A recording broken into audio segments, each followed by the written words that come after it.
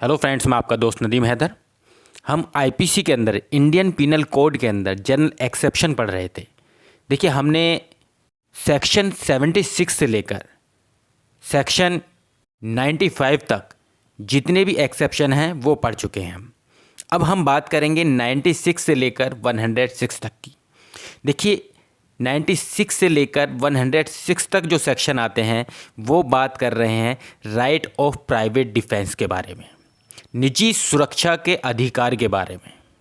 तो देखिए, one by one in सेक्शनों को पढ़ने से पहले हम क्या करते हैं, सबसे पहले ये जान लेते हैं कि राइट ऑफ प्राइवेट डिफेंस के रिलेटेड जो प्रिंसिपल्स हैं, जो सिद्धांत हैं, उनके बारे में हम समझ लेते हैं।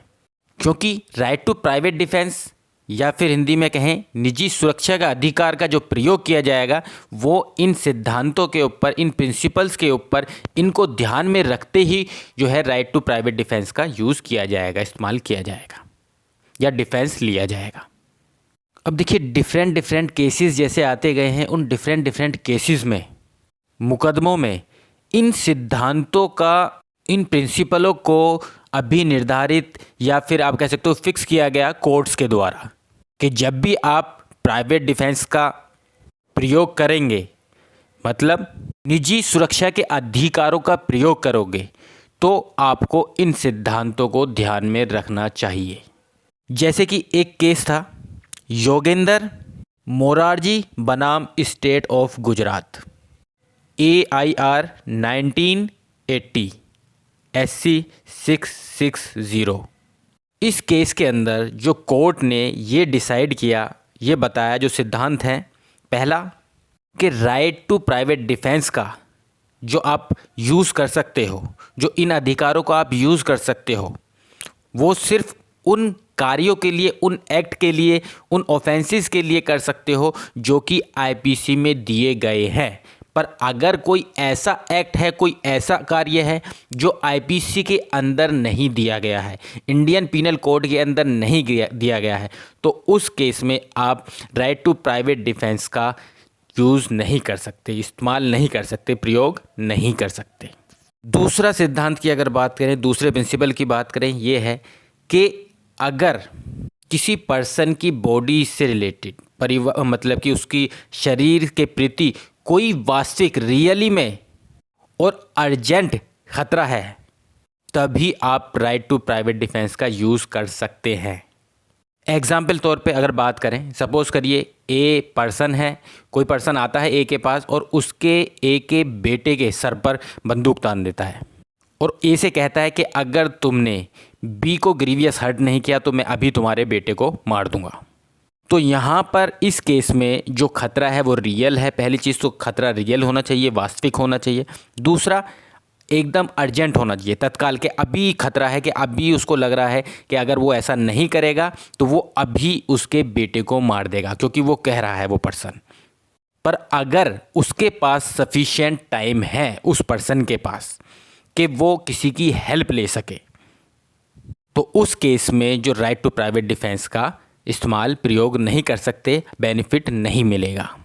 एग्जाम्पल के तौर पर कोई पर्सन है, वो ए के पास कॉल करता है और ए से कहता है कि अगर तुमने बी को ग्रीवियस हर्ट नहीं किया तो मैं तुम्हारे बेटे को मार दूंगा। और ए का बेटा इस समय उसी के पास है और उसको पता है वो सेफ़ है और उसके पास सफिशिएंट टाइम है ए के पास कि वो किसी भी पब्लिक ऑफिसर का हेल्प ले सकता है। तो उस केस में जो राइट टू प्राइवेट डिफेंस नहीं मिलेगा, उसका बेनिफिट नहीं मिलेगा अगर ए के द्वारा कोई भी ऑफेंस या कोई एक्ट किया जा रहा है।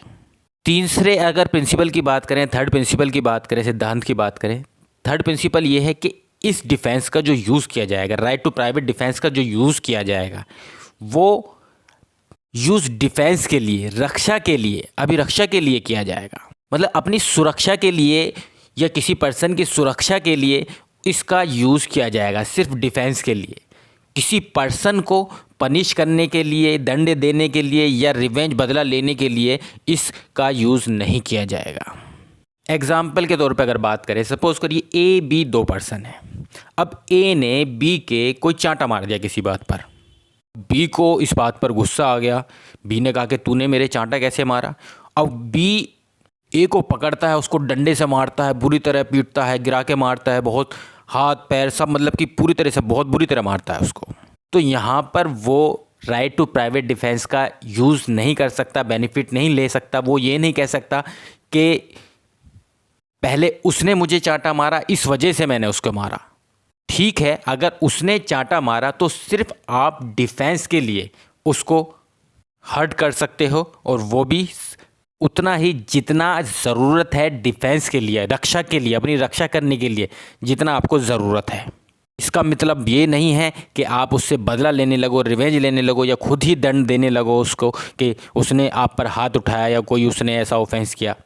दो फोर्थ प्रिंसिपल की अगर बात करें, फोर्थ प्रिंसिपल ये बताया गया इस केस के अंदर कि राइट टू प्राइवेट डिफेंस का जो अधिकार है इसको कितने हद तक आप एक्सटेंड कर सकते हैं। मतलब कि इसका विस्तार किसी पर्सन को जान से मारने तक तब हो सकता है जो कि सेक्शन 100 के अंदर जो परिस्थितियाँ हैं, जो सर्कमस्टेंस दी गई हैं, अगर वो उत्पन्न होती हैं, ऐसी कोई सर्कमस्टेंस आती है, उस केस में आप किसी दूसरे पर्सन का भी की मृत्यु कर सकते हैं, उसको मार सकते हैं जान से, राइट टू प्राइवेट डिफेंस के अंदर। फिफ्थ प्रिंसिपल की अगर बात करें, फिफ्थ प्रिंसिपल जैसे मैंने आपको पहले बताया कि अगर आपके पास पब्लिक सर्वेंट या पब्लिक ऑफिसर की हेल्प लेने का अवसर है, इतना सफिशिएंट टाइम है, तो आप राइट टू प्राइवेट डिफेंस का यूज़ नहीं कर सकते, इसका बेनिफिट नहीं ले सकते। एग्जाम्पल के तौर पर अगर बात करें, सपोज करिए कोई पर्सन है, अब एक डकैतों का गिरोह होता है, वो ए के पास आता है और उससे कहता है कि उसे बी के जो गेट है उसको तोड़ना है रात को। ये डकैतों के ग्रुप के द्वारा जो धमकी दी जा रही है, दिन में दी जा रही है, और वो कह रहे हैं कि अगर तुमने बी के रात को जब वो डकैती करने आएंगे, बी के जो घर का गेट है उसको नहीं तोड़ा तो वो उसके बेटे को जान से मार देंगे। तो देखिए, इस केस में जो ए है उसके पास सफिशिएंट टाइम है, जब वो उसको धमकी दे के चले जाएं और उसका बेटा भी उसके पास ही है, तो उसके पास ये सफिशिएंट टाइम है कि वो किसी भी पब्लिक ऑफिसर की, किसी भी पुलिस वाले की हेल्प ले सकता है। तो अगर वो हेल्प नहीं लेता है और रात के टाइम पर जब वो डकैत का ग्रुप होता है वो फिर से आते हैं और उससे मतलब कि वो तोड़ देता है बी के घर का गेट, और ना ही उसने किसी पुलिस को इन्फॉर्म किया, ना किसी चीज़ को, किसी की हेल्प ली, किसी पब्लिक ऑफिसर की, तो इस केस में जो ए है उसको राइट टू प्राइवेट डिफेंस का जो बेनिफिट है वो नहीं मिलेगा। वो उस ऑफेंस के लिए लायबल होगा जो उसके द्वारा किया गया है। देखिए, एक केस और था, डोमिनिक बनाम state of Kerala, AIR 1971 SC 1208। इस केस के अंदर भी सुप्रीम कोर्ट ने कुछ सिद्धांतों के बारे में, प्रिंसिपल्स के बारे में बताया, जैसे कि आप उतना ही हर्ट करोगे जितना प्राइवेट डिफेंस के लिए आवश्यक है, उससे ज़्यादा नहीं, उससे एक्सीड नहीं। अगर उससे ज़्यादा किया तो उस केस में राइट टू प्राइवेट डिफेंस का बेनिफिट नहीं मिलेगा।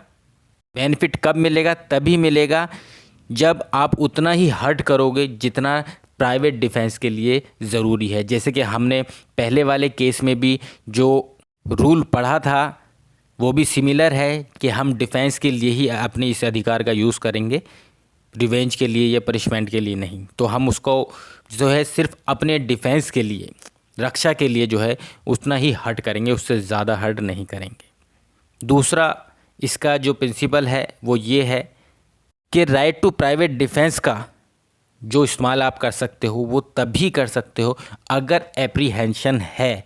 किस चीज़ की एप्रीहेंशन? आशंका है कि अगर डिफेंस नहीं किया तो मृत्यु हो सकती है या फिर ग्रीवियस हर्ट हो सकता है, तभी आप राइट टू प्राइवेट डिफेंस का यूज़ कर सकते हो। तो इस केस के अंदर ये सिद्धांत, ये प्रिंसिपल बताए गए। एक दो सिद्धांत प्रिंसिपल और देख लेते हैं राइट टू प्राइवेट डिफेंस से रिलेटेड। एट्थ जो प्रिंसिपल है, एट्थ प्रिंसिपल ये है, रूल ये है कि किसी भी व्यक्ति को कुछ गलत वर्ड कहना, अभद्र शब्द कहना या अपमानित करना उसका, या अपमानित कथन कहना कोई भी, ये निजी सुरक्षा का अधिकार में नहीं आता।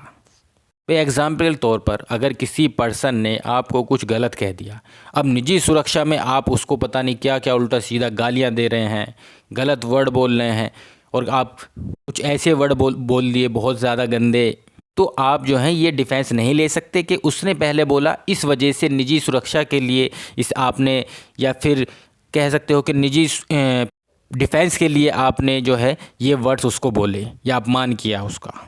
तो आप इस केस में इस चीज़ के लिए जो है प्राइवेट डिफेंस का यूज़ नहीं कर सकते, निजी सुरक्षा का अधिकार का इस्तेमाल नहीं कर सकते। इसका बेनिफिट आपको इस केस में नहीं मिलेगा। 9th, अगर रूल की बात करें, प्रिंसिपल की बात करें, सिद्धांत की बात करें, तो ये है कि राइट टू प्राइवेट डिफेंस, निजी सुरक्षा का अधिकार जो है ऐसे व्यक्ति को नहीं मिलेगा जिसने स्वयं अपने आप आक्रमण किया है। मतलब जो लड़ाई है या जो भी चीज़ है वो उसने ही स्टार्ट करी है। एग्जाम्पल के तौर पे ए है, ए जाता है बी के चांटे मारता है, उसको थप्पड़ मारने लगता है, डंडा उठाता है, डंडा उठा के मारने लगता है। अब बी जो है वो भी उसको पीटने लगता है। बाद में क्या होता है कि बी के हाथ में भी डंडा आ जाता है और वो ए को बुरी तरह मारता है। तो यहाँ पर ए ये नहीं कह सकता वो अपनी सुरक्षा कर रहा था, क्योंकि यहाँ पर इस केस में जो ए है उसने तो स्टार्ट करी है लड़ाई, उसने ही जाके मारना स्टार्ट किया है उसको। तो यहाँ पर उसको जो राइट टू प्राइवेट डिफेंस है उसका बेनिफिट नहीं मिलेगा। पर देखिए यहाँ पर साथ साथ में वो चीज़ भी हम ध्यान रखेंगे, उस सिद्धांत का भी ध्यान रखेंगे जो हमने अभी ऊपर पढ़ा है कि जो दूसरा पर्सन है वो सिर्फ उतना ही हार्म करेगा जितना उसके प्राइवेट डिफेंस के लिए आवश्यक है, उससे ज़्यादा नहीं। मतलब निजी सुरक्षा का जो अधिकार हैं या राइट टू प्राइवेट डिफेंसेस हैं उनका यूज़ जो है सिर्फ ढाल के रूप में होगा, तलवार के रूप में नहीं। ये कुछ प्रिंसिपल थे जो कि राइट टू प्राइवेट डिफेंस से रिलेटेड है, जिनका प्रयोग करते समय आपको इन सिद्धांतों का प्रयोग करना चाहिए, इनके बारे में जानकारी होनी चाहिए, तभी आपको पता चल पाएगा कि आप राइट टू प्राइवेट डिफेंस का बेनिफिट ले सकते हैं या नहीं ले सकते हैं। तो इस वीडियो के अंदर इतना ही। इससे नेक्स्ट वीडियो में हम जो और सेक्शन है सेक्शन वाइज स्टार्ट करेंगे 96 से लेकर जो 106 तक है। तो इस वीडियो में इतना ही। Thank you very much.